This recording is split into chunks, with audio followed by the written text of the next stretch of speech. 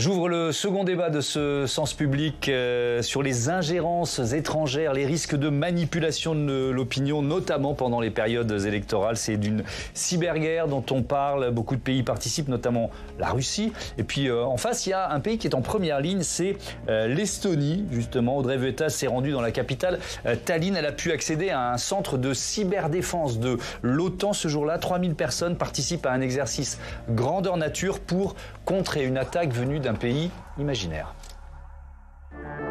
Les visages sont fermés, les regards concentrés. Plusieurs centaines de personnes sont à pied d'œuvre, 39 nations engagées, ici à Tallinn en Estonie, pour faire barrage à une cyberattaque en cours. Sur ce plateau, nous avons une vision sur différentes centrales électriques et leur position. Quand les hackers réussissent, le courant est coupé dans un quartier. Ce jour-là, c'est une nation fictive qu'il faut défendre, Beryllia, car nous sommes en réalité au milieu du plus grand exercice de cyberdéfense au monde, le Logshield, développé par le Centre d'excellence de cyberdéfense coopérative de l'OTAN. Parmi les forces en présence, la France. Dans le cyberespace, en fait, on est en permanence sous attaque. En fait, il faut bien se rendre compte, effectivement, il faut être capable de comprendre ce qui se passe, il faut être capable de se protéger, il faut être capable de se défendre, avec ses alliés notamment. Et ce n'est pas un hasard si tout se passe en Estonie. Le pays d'1,4 million d'habitants est devenu un des leaders mondiaux en la matière, après s'être relevé de la toute première attaque d'ampleur de l'histoire. En 2007, notre pays a subi la première cyberattaque d'ampleur nationale. C'était la première fois qu'une nation entière était attaquée, en l'occurrence l'Estonie par la Russie.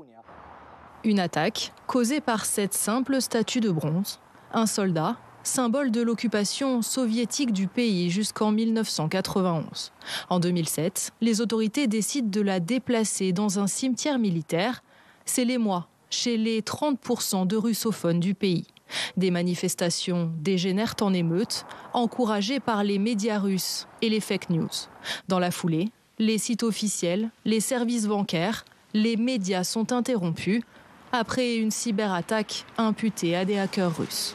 Aujourd'hui, le temps est passé. C'était horrible d'assister à ça à l'époque. Heureusement, je n'ai rien vu de tel depuis. On aurait même dû retirer cette statue beaucoup plus tôt. Mais l'État frontalier de la Russie se sait toujours en ligne de mire. Récemment, Vladimir Poutine a affirmé que l'Estonie n'était pas un vrai pays. Les fake news sont quotidiennes, les trolls se déchaînent, alors les citoyens eux-mêmes interviennent. Andrés Lamber est l'un d'entre eux. Sur son temps libre, il gère depuis 2014 le site Propastop, qui surveille et démonte les fake news qui ciblent l'Estonie. On regarde les chaînes russes. Oui, on fait beaucoup ça. On relève ce qui ne va pas, ce qui est faux, et on l'explique aux gens. Là, par exemple, on a un blogueur russe qui estime que les drones ukrainiens sont trop performants pour que ce soit honnête. Quand on vit en Estonie à la frontière est de l'Union européenne, c'est important de se rendre compte que la liberté est fragile. Nous devons nous souvenir de notre histoire, parce que l'histoire a la sale habitude de se répéter. On le voit en Ukraine, on doit se défendre, et pas que physiquement, psychologiquement aussi. Se défendre, c'est aussi prévenir et mieux intégrer la minorité russophone du pays pour éviter qu'elle ne soit manipulée par Moscou. Même si l'état de notre planète est préoccupant, sachez tout de même qu'aujourd'hui, c'est le jour de la Terre. Tout de suite, un reportage à Tallinn. Depuis 2015, la chaîne publique ETV+, diffuse quotidiennement 3h30 de programmes en russe. En Estonie, la télévision reste pour beaucoup un moyen de divertissement. L'objectif, c'est d'éviter que la minorité russophone ne regarde les chaînes russes officiellement interdites, mais toujours disponibles en ligne. Une partie des téléspectateurs russes sont habitués au point de vue russe. Donc c'est un challenge de proposer une autre interprétation des événements. Et puis en Russie, il y a beaucoup de programmes de divertissement qui coûtent cher et pour nous, c'est compliqué de lutter. Néanmoins, la chaîne trouve petit à petit son public. L'Estonie entend conserver sa longueur d'avance. Dès cette année, les cours sur l'influence des médias et la lutte contre les fake news deviennent obligatoires dans toutes les écoles du pays. Reportage d'Audrey Vetaz réalisé avec Maris Elrand à Tallinn. Comment lutter contre les manipulations et les ingérences étrangères? Par qui et comment les élections européennes sont-elles ciblées? On en débat avec Hélène Fontaine. Bonsoir. Bonsoir. Bienvenue, vous êtes avocate vice-présidente de la Commission des affaires européennes du Conseil national des barreaux et chef de la délégation française auprès du Conseil des barreaux européens. Thomas Huchot, bonsoir et bonsoir, bienvenue. Thomas. Vous êtes journaliste spécialiste des fake news et du complotisme et fondateur du média Anti-News AI pour intelligence artificielle. Évidemment, Christine Dugouin-Clément, bonsoir. Bonsoir. Et bienvenue. Vous êtes chercheuse en géopolitique pour la chaire Risque de l'IAE de Paris 1, Panthéon-Sorbonne, et Émilie Zapalski est restée à mes côtés, éditorialiste politique. On va peut-être commencer par des exemples relativement récents de manipulation, voilà, dans ce contexte de campagne et d'élections européennes. Hélène Fontaine, je crois on parlait de Raphaël Glucksmann dans notre première partie d'émission, candidat Parti Socialiste Place Publique. Il a été lui-même victime d'une visée la semaine dernière. Quand, comment, pourquoi? Vous pouvez nous expliquer un peu ce qui s'est passé autour de lui? Parce que c'est un bon exemple, je trouve. Alors, on essaye de lui trouver, de lui faire dire des choses qui ne sont pas exactes. Oui. On essaye de le décrédibiliser complètement. Et il répond de façon tout à fait correcte, je trouve, pour montrer qu'il faut dénoncer ce genre de fake news qui sont indiquées. Ouais. Donc ça passe par une vidéo, ça passe par... Quels sont les outils des tentatives de manipulation, Thomas Huchon? Première question. Et puis deuxième question... Là, on est loin du scrutin, finalement. On est loin du 9 juin. Ça va monter en puissance, plus on va se rapprocher du moment où les électeurs européens et français vont voter.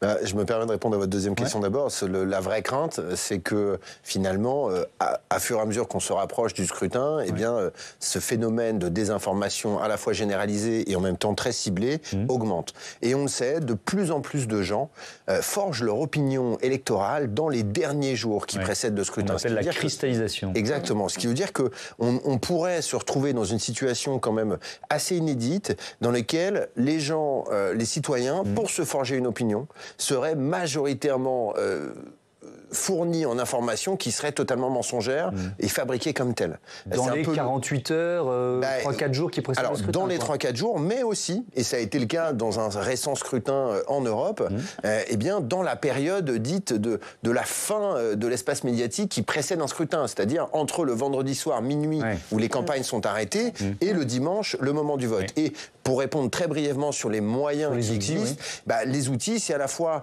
la fabrication de faux médias, parce qu'on voit des espèces de copies de médias existants qui disent des choses qui sont complètement fausses, mais qui ont l'air absolument vrai. Et puis il y a tous les nouveaux outils qui existent pour fabriquer des contenus, donc pour fabriquer de faux tweets, pour fabriquer de fausses images, et aussi l'intelligence artificielle générative qui permet potentiellement de faire dire n'importe quoi à n'importe qui.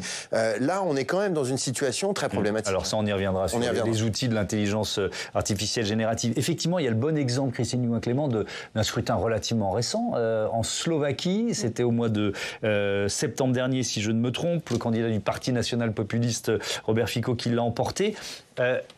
On est dans ce qu'on appelle donc cette période de réserve. Je veux bien que vous nous racontiez comment ça se passe, ce qui se passe, parce que c'est le moment où les candidats et les candidates ne peuvent plus s'exprimer dans les médias, c'est ça? Alors l'idée, c'est exactement ça, pour que tous les électeurs puissent avoir le temps d'une décision sereine et en conscience, en ayant ce temps d'accalmie et de réflexion sans être bombardé de droite et de gauche. Et en fait, ce qu'il s'est passé, c'est qu'on a une contrefaçon, donc un deepfake audio qui a été diffusé sur les réseaux sociaux et qui usurpe la voix d'un candidat qui était malheureux. Donc, ça a été diffusé pendant le week-end, avec des réseaux sociaux qui m'ont dit nous, on ne savait pas si c'était un deepfake ou pas, le temps qu'on suive, etc. Ça a été relativement compliqué, et effectivement, ce candidat a perdu. Donc ça, c'est une des méthodes qui peut être employé, c'est-à-dire de faire un faux, alors que ce soit à base d'IA, donc un deepfake, donc un faux profond, très hyper réaliste, un contenu synthétique et très réaliste, mais on peut le faire de manière aussi beaucoup plus artisanale, et ça pourra marcher. L'un des enjeux, c'est d'arriver à mesurer le poids que vont avoir chacune de ces actions sur la décision finale. Et ça, c'est quelque chose qui est assez compliqué, pour une raison bien simple, c'est qu'on est souvent en réaction. C'est-à-dire qu'on va constater qu'on a une opération d'influence ou une ingérence quelconque. Évidemment, quand on l'observe, on est déjà réactif.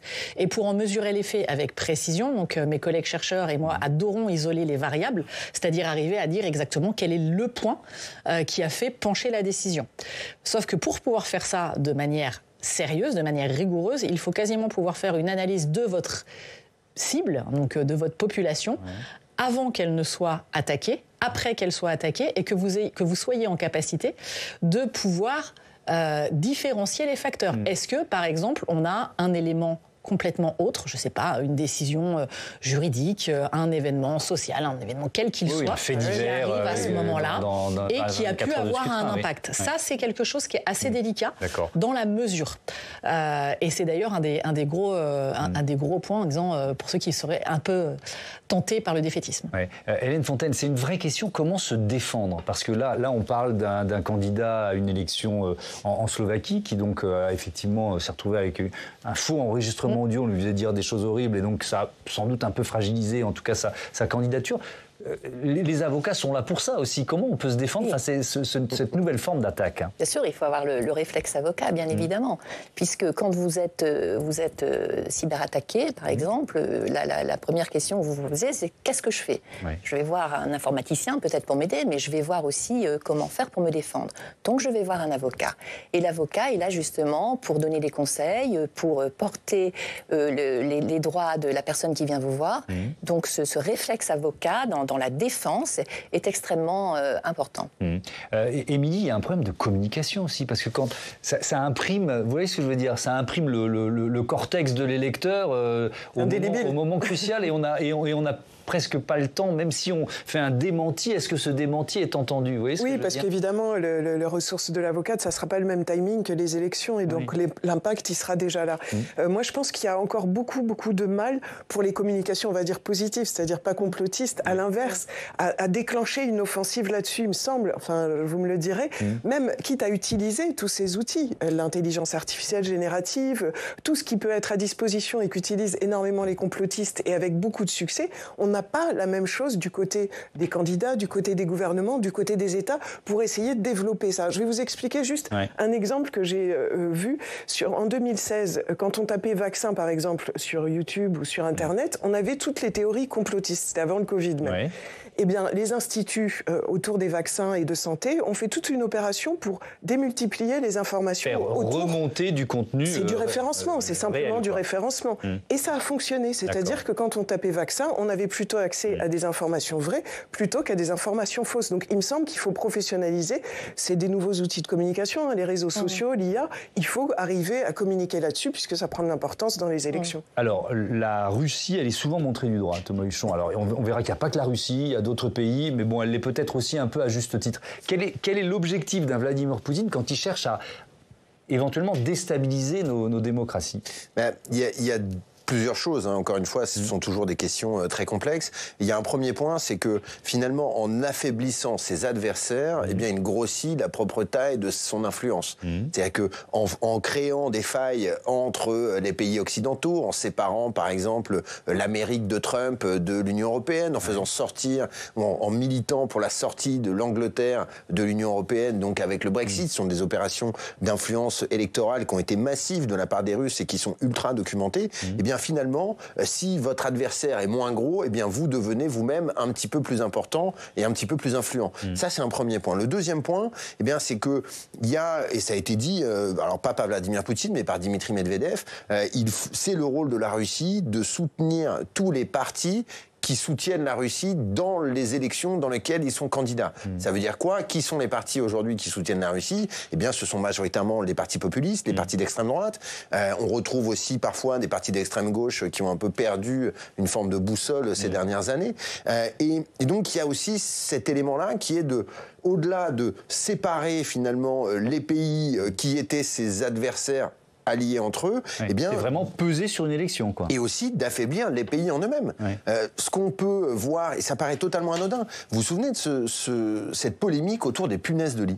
Oui. Eh bien, aujourd'hui, on sait, puisque l'agence... À l'automne dernier. Voilà, on sait aujourd'hui que parce que l'agence Viginum, donc qui est l'agence française qui surveille ces opérations d'influence étrangère en période électorale, mais pas uniquement, on sait que ce truc-là a été majoritairement poussé par des bots russes. Et donc, par des faux comptes gérés par les services secrets russes. Vous savez que vous m'apprenez quelque chose, c'est-à-dire qu'on est parti en panique sur les punaises, notamment parce que des robots russes ont poussé cette information. Effectivement, mais pour une raison qui est un changement de stratégie dans la communication et dans la déstabilisation russe. Grosso modo, en 2016, pendant l'élection américaine ou pendant l'élection britannique du Brexit, l'idée était de créer des narratifs par les services secrets russes, par les agences de trolls, qui allaient perturber le débat public. Aujourd'hui, on a l'impression qu'il y a moins cette fabrication de narratifs, fabrication de fausses informations. On choisit un point de clivage réel dans la société française. Et on va appuyer très très fort dessus pour lui donner une ampleur totalement différente. L'autre exemple récent, c'est la crise des agriculteurs. Le hashtag agriculteurs en colère. Il s'immisce dans le débat public au bout de quelques jours de la crise. Il est majoritairement poussé par l'étranger et ça se voit de manière très documentée par nos outils numériques. Et ça aussi, c'est une nouvelle technique de faire. On prend un vrai problème de la société et au lieu de venir l'apaiser, on met du sel sur la plaie. Christine Dumont-Clément. Alors, c'est pas si nouveau que ça. Ça, c'est des éléments qu'on trouvait notamment dans les mesures actives type KGB, donc de la période avant la chute de l'URSS, mais qu'on a. Oui, mais il n'y avait pas les réseaux sociaux. Auquel, voilà, pas cette caisse de résonance. On souffle grâce aux nouvelles technologies, à une capacité de développer de manière beaucoup plus rapide des narratifs, à les diffuser en contractant le temps et en contractant la géographie. Vous pouvez être à Moscou, envoyer à Buenos Aires dans un claquement de doigts. Donc ça, c'est des éléments que l'on peut observer et en règle générale, il sera toujours beaucoup plus efficace et beaucoup plus rapide d'aller utiliser un contexte qui est déjà perturbé. Parce que vous allez avoir une caisse de résonance qui sera beaucoup plus efficace et ça sera beaucoup plus rapide puisque votre cible sont des éléments auxquels elle sera déjà plus ou moins familière, qui lui parleront et auxquels elle réaccrochera. Ce qui est intéressant, c'est qu'on va avoir plusieurs niveaux. On va essayer, ce que Thomas Huchon expliquait très bien, d'aller diviser les sociétés civiles. Pourquoi ? Parce que plus vous allez arriver dans un principe de division, plus il sera difficile pour une organisation, quelle qu'elle soit, cette organisation serait-elle un État, d'atteindre une masse critique de soutien qui lui permettra de prendre une décision sereine et de la maintenir dans le temps. Ce qui veut dire que quand vous arrivez à figer une capacité de prise de décision d'un groupe, d'un État que vous considérez comme étant un adversaire ou un ennemi, ça vous laisse le temps, vous, de continuer à avancer et à déployer votre propre stratégie. Alors les députés européens, ils ont eux-mêmes été victimes de ce qu'on appelle, vous l'avez cité, les deepfakes, ces fausses vidéos, ou alors ça peut être aussi des arnaques à la voix, une voix de synthèse. Et ça a été raconté d'ailleurs par Gérald Olubowicz, qui était avec vous devant la commission d'enquête du Sénat. C'était ce 24 avril, commission d'enquête du Sénat sur les influences étrangères. On écoute cet extrait. Sur le volet économique, on a des arnaques à la voix synthétique également. Et là, pour le coup, à la fois, ça peut toucher des entreprises. Donc, on va simuler la voix d'un patron d'entreprise. Donc là, on est dans la sécurité au niveau des entreprises, mais ça peut être aussi des voix au niveau de gouvernement, d'institutions, d'hommes politiques. Il y avait eu à l'époque un deepfake qui avait été envoyé à des membres du Parlement et avec lesquels ces membres du Parlement, de la Commission européenne, avaient discuté pendant près d'une heure à travers une discussion Zoom. Tout ça pour se rendre compte après coup que c'était une manipulation. Donc ça a été à deux occurrences précises. Une, c'était un sosie, et l'autre, c'était une voix synthétique. Des membres de la Commission européenne, pardon pour ma confusion. Ce que je retiens, on va reprendre les éléments de ce que vient de nous dire Gérald Olubowicz, mais peut-être d'abord, il nous parle des arnaques sur le volet économique. Ça veut dire que c'est devenu tellement facile de faire une fausse vidéo ou une fausse voix qu'on peut tous être victime de ça aujourd'hui ? Bien sûr qu'on peut être victime de ça, tout le monde. Par exemple, on parlait de la Commission européenne tout à l'heure, Ursula von der Leyen a été victime elle-même de cela. C'est-à-dire qu'on s'est servi d'une vidéo initiale, donc c'était tout à fait normal. Et puis après, on a changé sa voix et on lui a fait dire des choses qui ne devaient pas être dites par elle-même, en fait. Donc, ça devient extrêmement facile et je pense que tout un chacun, maintenant, peut être victime de ça. Dans une entreprise, notamment ? Ça peut être dans une entreprise, ça peut être à titre personnel.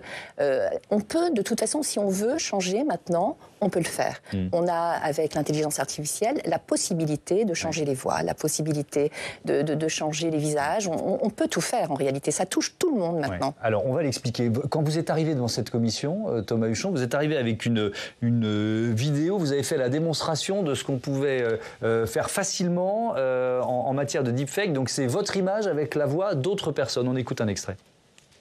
Ce que l'on peut faire en 2024 est hallucinant. Je peux prendre la voix de Jean-Luc Mélenchon. Ou celle de Gabriel Attal. Voire même celle d'Angèle, pourquoi pas. Autant vous dire qu'avec les élections américaines qui approchent... Es ist verrückt. Ich kann sogar Deutsch sprechen. Il va falloir redoubler de vigilance en 2024 sous peine d'être totalement en mode... Balance ta fake news. Alors c'était la voix de Patrick Cohen en allemand. C'est Patrick Cohen que j'avais fait parler en allemand. Ah d'accord, parce que là j'avoue que j'avais pas reconnu sa voix. On n'est pas habitué à l'entendre parler allemand. Lui-même était assez surpris quand je lui ai fait écouter. Oui. Alors qu'est-ce donc que ça coûte cher? Alors ça coûte pas très cher en réalité.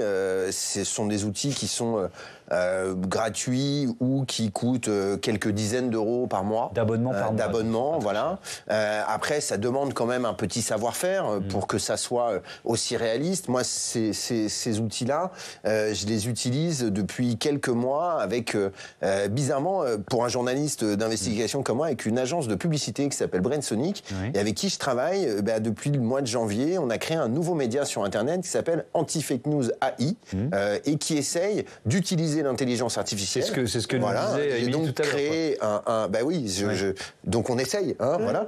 Mais vous savez Thomas, on s'est déjà vu beaucoup sur votre plateau. Moi, j'essaye de vider la mer à la petite cuillère depuis des années. Et ben j'ai décidé qu'à deux, on aurait au moins 2 petites cuillères et qu'on pourrait y arriver. J'ai donc créé cuillère à soupe. Un double virtuel, voilà, un double virtuel. Et l'idée, c'est quoi? L'idée, c'est d'arriver à utiliser ces technologies afin, de fabriquer plus vite ce contre-discours qui essaye de contredire la désinformation, et au lieu de passer 3 jours à fabriquer une vidéo dans des conditions professionnelles avec tous les moyens financiers y compris que ça représente, et bien là en quelques heures, si je vous explique très simplement, moi j'enquête, j'écris, je tape ma chronique comme vous préparez votre chronique et vous allez la faire en direct, et bien cette chronique, moi je l'envoie à un logiciel, et ce logiciel en 15 minutes il me produit une vidéo de 3 minutes de Thomas Huchon qui parle, qui est potentiellement plus vrai que nature. Même mes parents se sont fait avoir. Mes enfants comprennent pas très bien ce qui se passe quand je travaille sur ce sujet-là. Quand vous rentrez à la maison, ils disent est-ce le vrai Thomas Huchon? D'ailleurs, c'est devenu la blague à peu près partout maintenant. Hein, c'est quand on dit est-ce que c'est le vrai Thomas? Est-ce que c'est Thomas le vrai? J'ai dit non, c'est Thomas Huchon. Pardon, excusez-moi, je comprenais pas. Mais non, l'idée c'est quoi? L'idée c'est d'essayer de faire de la pédagogie là-dessus. Cet outil, il existe, il partira plus. Alors, on va y consacrer un chapitre à la fin du débat sur l'éducation, la pédagogie, parce que c'est ultra important. Je pense que c'est un levier de moyen ou de long terme, mais qu'il faut évidemment activer. Je reste sur les outils, et donc les outils utilisés par ces pays étrangers, notamment, qui cherchent à déstabiliser nos processus électoraux. Christine Houin-Clément, c'est intéressant de voir que, imaginons une vidéo, vous nous disiez la vidéo d'Ursula von der Leyen, la présidente de la Commission européenne. Elle peut être diffusée sur combien de sites, en combien de langues et en combien de temps? Vous nous disiez d'un claquement de doigts. Alors ça peut aller extrêmement vite puisqu'on a une nouvelle tendance. Alors, on l'a vu, on peut créer effectivement des avatars. On peut créer des avatars à votre insu de manière assez rapide maintenant, c'est-à-dire avec assez peu de données pour peu que vous ayez la puissance de calcul. Et là, ça demanderait des logiciels qui sont un petit peu plus chers, mais qui restent néanmoins accessibles. Pardon. Mais ce que l'on voit aussi maintenant, c'est ce qu'on appelle des Unreliable Artificial Intelligence News Sites, donc des sites d'information créés par intelligence artificielle, où la totalité du site est générée par une IA. Potentiellement, il va même avoir des espaces publicitaires, donc il va pouvoir se monétiser et s'autofinancer. Et dans ce cadre-là, si vous doublez ça avec une intelligence artificielle générative, sur laquelle vous aurez programmé un déploiement d'un certain nombre de narratifs, vous allez pouvoir faire traduire ces contenus-là et avoir des variations sur un certain nombre de sites. Et il y a notamment toute une étude assez récente qui dénombre plus de 500 sites en 15 langues différentes. Et qui est derrière? En temps réel. La Russie de nouveau ou d'autres pays? Alors, le problème de l'attribution, c'est toujours le même. Et plus vous allez être dans un outil numérique, plus vous allez être en ligne, plus ça sera compliqué. Parce que, encore une fois que vous avez, par exemple, votre développeur, où vous avez l'adresse d'où ça vient, très bien. Mais est-ce que c'est quelque part la caricature du geek dans son garage avec son Audi's, caricature qui d'ailleurs n'est pas fonctionnelle, rappelons-le, ou est-ce qu'il est réellement commandité par une structure étatique ou autre? Donc en fait, on a tout cet enjeu-là qui permet d'avoir un flou qui est très souvent utilisé dans le cadre du déni plausible. C'est pas le seul pays à utiliser des actions d'influence ou de désinformation, que ce soit pour essayer de faire de l'ingérence dans des votes, pour aller perturber les opinions publiques ou autres. Alors il y a des pays On a beaucoup parlé de la Chine, notamment quand il y avait le Covid, avec une opération qu'on a appelée Infection 2.0. Et pourquoi Infection 2.0 ? Parce que ça reprenait une opération menée par le KGB dans les années 80 sur le sida, qu'on avait appelée Infection, qui était un modèle du genre, et qu'on retrouve à peu près les mêmes schémas, mais numérisés. Vous allez avoir... Donc il y a la Chine, la Russie, la Chine. Vous avez la Russie. Là, on n'est pas surpris. Il y a d'autres pays qui seraient peut-être un peu plus surprenants. Vous avez la Russie, vous avez la Chine, mais vous allez retrouver d'autres États qui vont travailler. Il y avait notamment des deepfakes qui ont été utilisés en Inde. Le résultat, ça a été des morts. Voilà, où vous aviez plusieurs contenus qui avaient été diffusés. Je pense à deux notamment. Un où il y avait des enlèvements, un enlèvement d'enfants, qui était un faux, sauf que ça a créé une vindicte, un mouvement social extrêmement fort, et un autre sur des violences animales dans une partie de l'Inde, et ça a créé des violences entre hindouistes et musulmans. Donc voilà, on peut avoir ce genre d'éléments-là, et en fait, l'enjeu, c'est que dès que vous allez avoir une confrontation entre deux États ou entre deux groupes, eh bien, c'est un outil que vous allez pouvoir utiliser parce qu'il est assez peu cher. Donc même si on a du mal à mesurer l'effet, le coût d'entrée n'est pas très élevé. C'est pour ça qu'on parle de cyberguerre ou de guerre informationnelle, et on est dans des enjeux qui sont des enjeux lourds. On parle du vote, d'une élection qu'on peut manipuler ou truquer, et là on parle de faire réagir une foule avec les conséquences que vous nous donniez. On va continuer de s'appuyer sur des exemples récents, et je me tourne vers vous, Émilie, puisque on l'a vu, des personnalités politiques, des chefs d'État peuvent être ciblés, et on va revenir avec vous sur la fake news qui court sur Brigitte Macron, y compris à l'international, et puis aussi comment l'Élysée gère cette intox. Oui, il y a quand même des fadas. C'est comme ça qu'Emmanuel Macron a commenté pour la première fois le 8 mars dernier cette rumeur. Alors, cette fake news, elle a pourtant démarré dès son élection, en 2017. Elle a pris de l'ampleur en décembre 2021, quand une soi-disant journaliste indépendante a publié une vidéo sur la chaîne YouTube d'une médium. Donc, ça reste quand même dans un milieu... Chaîne YouTube d'une femme médium. D'une femme médium. C'est pas le site le plus crédible, on va dire ça comme ça. Voilà. Bref, et cette journaliste, elle est soi-disant indépendante, soi-disant journaliste, soi-disant indépendante. Elle affirme dans cette vidéo que Brigitte Macron, née trogneuse, serait en réalité une femme transgenre, et qu'un grand complot serait à l'œuvre pour masquer son changement d'état civil. La rumeur est vite relayée par Faits et Documents, un journal d'extrême droite qui est en lien avec les Trumpistes américains. Donc ça cartonne sur les réseaux sociaux. Rapidement, c'est des centaines de milliers de vues. Ça cartonne aussi à l'international avec quelques tentatives d'ingérence. Et là, du côté de la Russie, le Kremlin s'en sert pour alimenter sa campagne de désinformation francophobe. Avec quels outils ? Alors, ils font une fausse une, vous en avez parlé tout à l'heure, une fausse une de Courrier International qui est très bien reproduite et qui caricature le président et sa femme. Vous allez le voir, c'est assez grossier, avec des attributs masculins. Et c'est relayé dessus pour être sûr qu'elle ne soit pas réutilisée ensuite par... Voilà, parce que c'est complètement, on pourrait s'y tromper. C'est relayé par des canaux russes, notamment le blog pravda-fr.com, identifié par les autorités françaises comme faisant partie d'un vaste réseau de désinformation au service du Kremlin. Il y a eu aussi d'autres caricatures. Cette fois-ci, c'est la une de Charlie Hebdo. Même sujet, avec Emmanuel Macron et sa femme. Donc fausse une de Charlie Hebdo, relayée cette fois-ci aux États-Unis par des complotistes proches de Trump. Alors, on l'a évoqué dès le début de notre débat. Comment on peut réagir ? Quelle a été la réaction de l'Élysée ? Pas facile. La première réaction, elle est venue de Brigitte Macron elle-même. Elle est intervenue sur TF1 et RTL. On est en janvier 2022. Elle dit évidemment c'est un mensonge. On est en train de porter plainte. Elle se sentait aussi le devoir parce qu'elle est contre le harcèlement. Donc c'est la réponse judiciaire qui a été privilégiée, l'idée de porter plainte.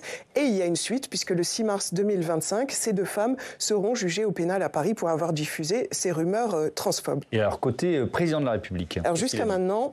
Silence radio. Le président n'avait pas dit un mot sur l'affaire.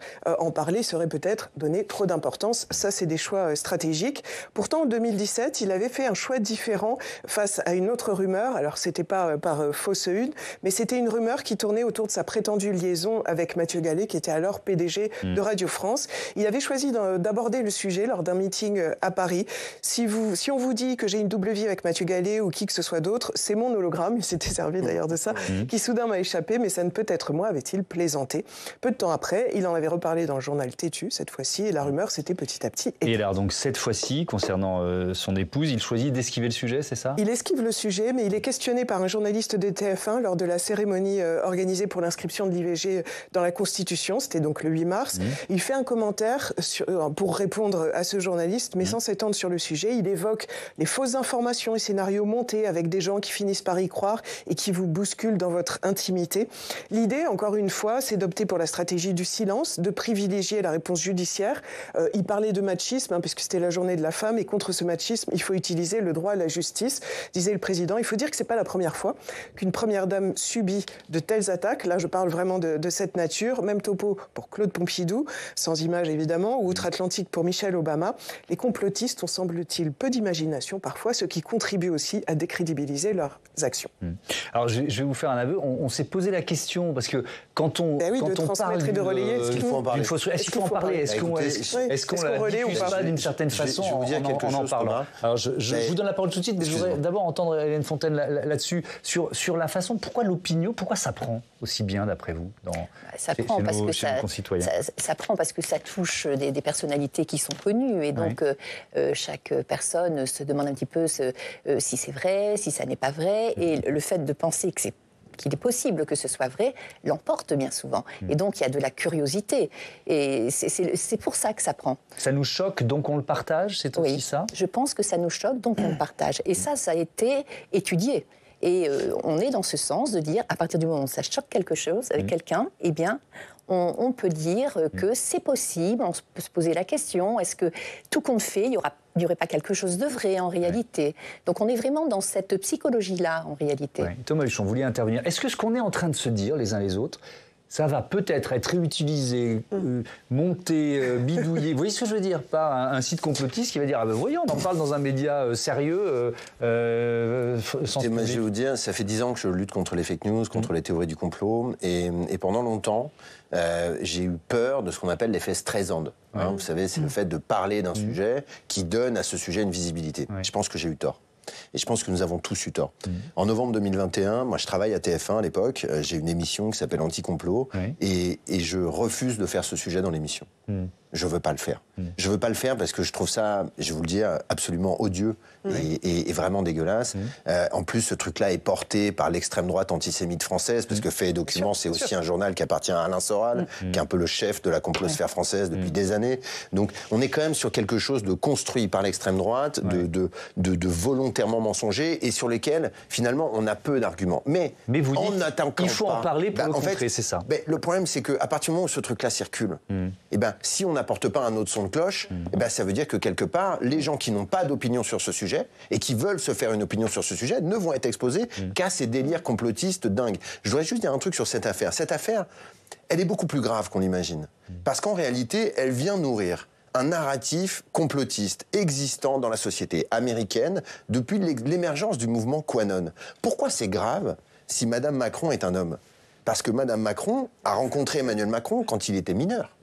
Et que si c'est un homme et qu'elle a eu des relations avec le jeune Emmanuel, eh bien ça veut dire que c'est un pédophile.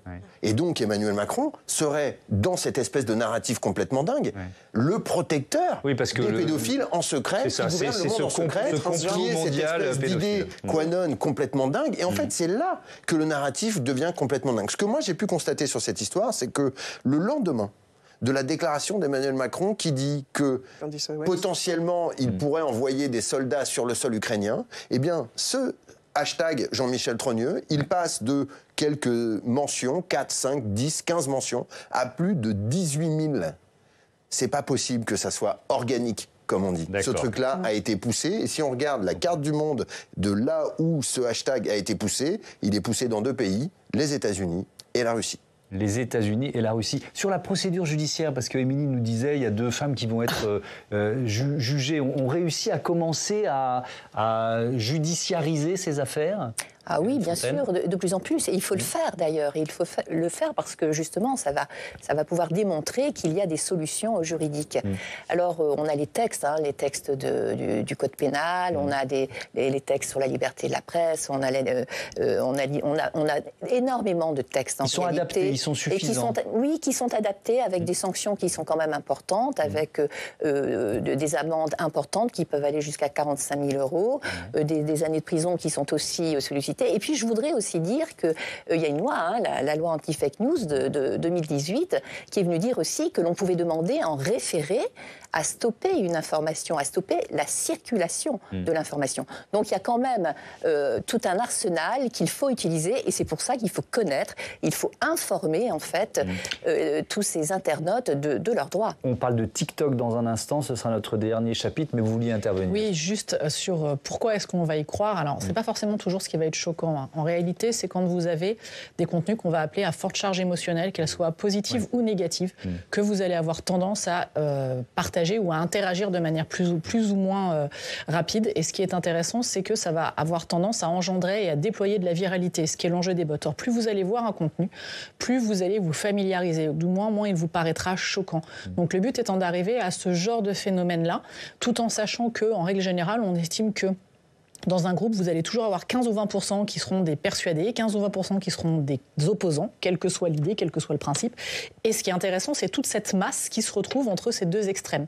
C'est ceux-là sur lesquels il va y avoir une tentative d'action. C'est ce que l'on avait vu dans les tentatives d'ingérence sur les élections américaines, et c'est ce que l'on voit dans tout ce genre d'action, où le but étant de morceler, encore une fois. Et donc, le conseil à donner, c'est... Moi-même, ça m'arrive d'être à ça, de cliquer, puis de me dire, mais attends, t'as pas vérifié d'où vient le contenu, qu'est-ce que c'est, est-ce que c'est de vidéo Vous vous souvenez, Thomas, on disait qu'il fallait tourner 7 fois sa langue dans mais c'est exactement ça. Tourner 7 fois le pouce au-dessus du smartphone avant de swiper. C'est vraiment un message à envoyer à nos téléspectateurs. Mais oui, je crois qu'il faut. Même dans le cercle des boucles WhatsApp ou autres avec vos amis, réfléchissez avant de partager. Ces outils mis sur votre émotion, la seule manière de lutter contre nous-mêmes, contre nos propres cerveaux, contre nos propres biais, c'est de prendre un tout petit peu de temps et de laisser notre réflexion reprendre un peu le dessus. Et ce sera là, je le rappelle, d'autant plus vrai qu'on est en période électorale et que ça va monter en puissance dans les jours et dans les semaines qui viennent. On parle de TikTok tout de suite. Quentin Calmet qui nous rejoint. Rebonsoir Quentin, puisque cette application TikTok, elle est au cœur d'un dilemme pour les candidats, les têtes de liste aux élections européennes. Oui, to be on TikTok or not to be, c'est la question effectivement du moment. Être sur TikTok ou ne pas y être. Alors Raphaël Glucksmann, lui, il a tranché le dilemme, il a renoncé à ses 60 000 followers, les 60 000 personnes qui le suivaient sur l'appli. Effectivement, l'eurodéputé, qui est tête de liste du PS et de Place Publique, il avait même demandé présider une commission au Parlement européen sur l'ingérence étrangère. Il a expliqué son choix en lien avec cette commission. On l'écoute, c'était au début du mois d'avril sur France 2. On a un problème TikTok, il faut oser le dire. On a un vrai problème TikTok. Et au-delà des questions d'addiction, de danger pour la santé mentale de nos enfants, il y a aussi les questions d'ingérence, là aussi. Nous, on a travaillé sur TikTok. Et le problème de TikTok au sein de notre commission, et le problème de TikTok, c'est qu'en fait, TikTok est soupçonné de siphonner nos données pour les donner au Parti communiste chinois et au régime de Pékin. Et l'eurodéputé de rappeler que depuis 2022, les fonctionnaires du Parlement européen et ceux de la Commission européenne se sont vus interdire l'utilisation de l'application du réseau social chinois TikTok sur leur téléphone professionnel. Valérie Hayet, elle a dit également ne plus se servir de TikTok. Début avril, c'était sur Quotidien, chez Quotidien. Mais hors de question pour Jordan Bardella de se priver de son million de followers, d'abonnés. Ouais, et le Sénat français avait déjà fait un constat alarmant, c'était l'an dernier, sur TikTok. Oui, c'est le sénateur Horizon Claude Maluret qui est à l'origine de cette initiative l'an dernier, dans la foulée de l'interdiction des fonctionnaires américains et ceux européens qu'on vient de mentionner d'avoir cette appli. La commission d'enquête sénatoriale a eu le plus grand mal à avoir des réponses claires sur la façon dont fonctionne exactement l'appli TikTok, qui la dirige véritablement, comment a été construit son algorithme, mais les soupçons sont forts. L'une des préconisations de la commission d'enquête, c'est l'interdiction de l'appli si plusieurs critères ne sont pas remplis, on va les voir. Déjà, il faut un accroissement de la modération francophone, ont dit les sénateurs dans leur rapport final, des garanties sur le retrait des fake news, la mise en place d'un contrôle effectif de l'âge des utilisateurs de l'appli, et davantage de transparence sur le capital et les statuts de ByteDance, la maison mère de TikTok. Des exigences, Thomas, qui à l'époque ont été posées comme un ultimatum, sinon il fallait interdire TikTok. et qui ne sont toujours pas remplis depuis la publication du rapport l'an dernier. Merci beaucoup, Quentin. Thomas Huchon, je reviens vers vous. Est-ce qu'il y a un risque réel? On parle là... Avec TikTok? Oui, d'ingérence étrangère. Lequel? Écoutez, moi, vous savez, je vais beaucoup dans les collèges et dans les lycées pour faire de l'éducation aux médias et essayer de les prémunir d'un certain nombre de dangers. Et l'un des trucs que je fais maintenant, c'est de demander aux élèves de montrer sur leur smartphone leur temps d'écran. Et l'utilisation qu'ils font de ces téléphones. Dans la majorité des classes dans lesquelles je vais, on est à plusieurs heures par jour pour des gamins qui ont 13, 14, 15 ans et qui sont surexposés à des contenus qui ne sont pas tous des fake news, mais qui sont à minima de très mauvaise qualité. Alors ça, c'est sur l'exposition aux écrans. Ça, c'est non, c'est pas qu'une question de l'exposition aux écrans, c'est aussi une question du type de contenu et de l'addiction à ces contenus. Parce que le vrai problème qu'il y a sur TikTok, c'est que comme il n'y a pas de modération ou presque, et bien finalement, tout ce que les autres réseaux sociaux avaient un petit peu nettoyé, un petit peu banni, un petit peu enlevé, l'extrême droite, les racistes, les machins, et ben en fait, ils sont totalement sur TikTok. Et donc je reviens au thème, ingérence étrangère, élection. Est-ce que c'est un réseau social qui peut être un levier d'ingérence dans un cadre En tout cas, ce qui est certain, c'est que... notamment les Américains, constatent tous les jours que leurs réseaux sociaux à eux ont beaucoup plus de mal à pénétrer le marché chinois que TikTok a pénétré le marché américain. Et c'est quand même un point sur lequel il faut s'arrêter 2 secondes. Bien sûr. Mais c'est un vrai... En fait, là où TikTok est très dangereux, c'est que cet outil a une capacité quasiment magique à capter l'attention des gens. Et là, il y a quand même quelque chose sur lequel il va falloir qu'on s'interroge et il va nous falloir plus de transparence, plus de régulation. C'est ce qu'on a essayé d'expliquer devant la commission d'enquête parlementaire. Mais le vrai problème, il est là. Il faut qu'on régule cet espace numérique. C'est plus possible de continuer comme ça. On peut pas laisser nos gamins se faire manipuler par des délires. Et je crois qu'il y a un moment où tout ça n'est plus acceptable. Je crois qu'il faut vraiment qu'on change de braquet. Et il faut une éducation de la jeunesse à ces questions-là. C'est-à-dire que là, on parle d'une génération. Est-ce qu'elle vous semble sauvable, récupérable, la génération TikTok? C'est-à-dire que dans le rapport à l'information, vous voyez ce que je veux dire? Aujourd'hui, il y a quoi? Il y a peut-être 2 heures d'éducation aux médias et encore en France. Il faut insuffler ça presque un peu partout dans les programmes, d'après vous, Hélène Fontaine? Oui, bien sûr. Je pense que ça doit faire partie des programmes des collèges, des lycées. Ça touche les jeunes, en fait, TikTok. C'est ça. C'est ça la difficulté. Et que on se pose moins de questions sur la réalité, ce qui est exact, ce qui n'est pas exact. Donc là, vraiment, il faut éduquer, en fait. Éduquer, mais de façon numérique, de façon expliquer les choses et expliquer aussi les dangers que ça peut avoir aussi. Parce que, attention, après, quand on reproduit exactement ce qu'on a vécu, ça peut être extrêmement dangereux quand même. On termine par peut-être une note, je ne sais pas s'il est optimiste, mais... Moi j'en ai. Oui, mais l'émission se termine, donc ça va être Christine Douin-Clément qui va pouvoir terminer. Est-ce que la France est plutôt bien armée? Est-ce qu'on a des outils de détection pour contrer une ingérence étrangère? Alors, il y a eu beaucoup de travaux qui ont été mis en place. Il y a Viginum qui fonctionne bien, qui a mis...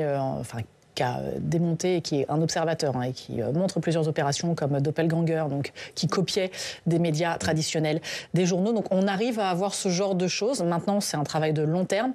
Et alors, il y a la question des jeunes, il y a la question des plus anciens aussi, des plus âgés, parce qu'on a toujours tendance à estimer que les plus jeunes seront les plus perméables et que ce sont des naïfs numériques à défaut d'être des natifs numériques.